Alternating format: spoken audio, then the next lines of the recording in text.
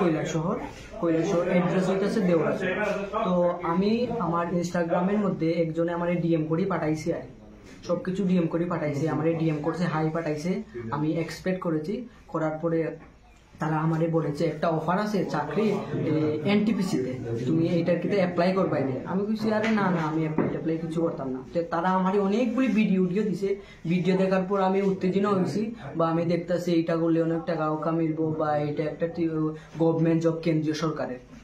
তো কইছি আমি তারারে পরে একবার রিপ্লাই দিছি, এই ভিডিওগুলি অনেকটি ভিডিও দেখে আমি তারারে রিপ্লাই দিছি, হ্যাঁ আমি এইটা করবো, আমি ফর্মটা কই থেকে ফিল আপ করবো। তো কইছে আচ্ছা তুমি একটু দাঁড়াও, আমি তোমার লিঙ্ক দিতেছি, এই লিঙ্কের মধ্যে তুমি জয়েনিং হয়ে তুমি ফর্মটা। তুমি কতদিন ধরে এই রেলের সাথে কাজ করতেছো?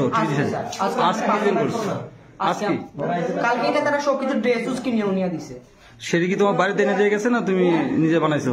না না, তারা সবকিছু আমারই দিছে। সেই ড্রেসগুলো কোথায় পাইছো তুমি? কই পাইছো? তারা নিয়ে দিছে স্যার। তাদের নাম জানো নি? না না।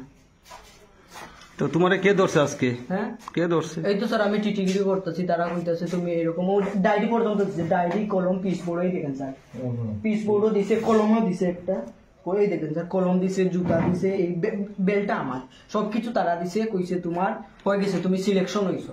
তারপরে তো আমি জিও করছি, তারপরে আরেকটা আইডেন্টি কার্ডও দিছে, কইছে কেউ যদি এরকম তোমার কই তুমি টিটি নি, তো তুমি আইডেন্টি কার্ডটা দেখাই জাস্ট তুমি জিও করবা। আজকে ট্রেন থেকে কত টাকা কালেকশন করছো? এই তো স্যার তারা কইতাছে একজনের কাছ থেকে 150 নিবেন, আর বেশি লং জার্নি হইলে 200-250 নিবেন। আজকে কেমন টাকা কালেকশন হয়েছে তোমার? হ্যাঁ টাকা কেমন কালেকশন হয়েছে? এই তো স্যার 300-এর মতো। তোমার নামটা? 320 টাকা। তোমার নামটা? হুসিনা। বাড়ি? অ্যাড্রেস নি স্যার? অ্যাড্রেস দেওরা, কৈলাসহর। স্যার।